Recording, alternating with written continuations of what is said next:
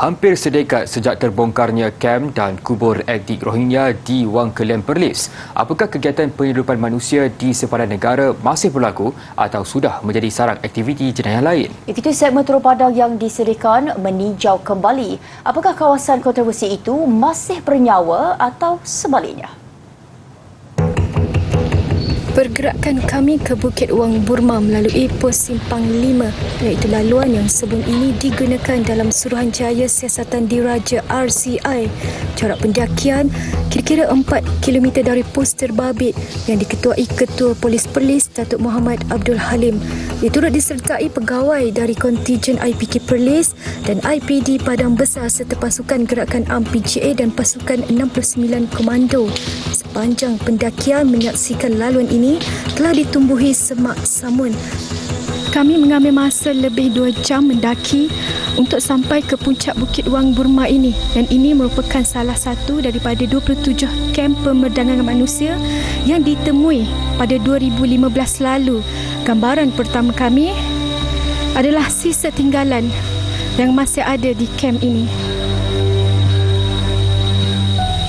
Antara barangan yang kami temui, patung mainan, bungkusan plastik makanan yang tertera tarikh luput pada 2015 dan perkakasan dapur termasuk pinggan.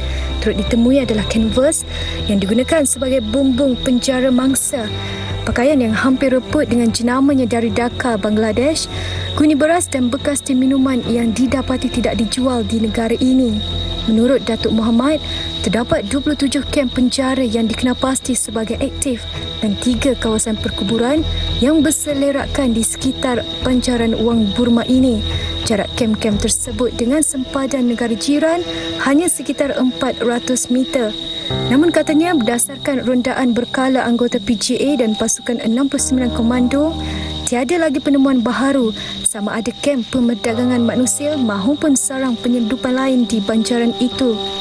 Pengarahan juga telah dikeluarkan oleh pihak PGA untuk mengadakan rondaan berjalan kaki berkala di kawasan garis sempadan untuk memastikan aktiviti berkaitan dengan parti ini tidak wujud lagi di kawasan sempadan.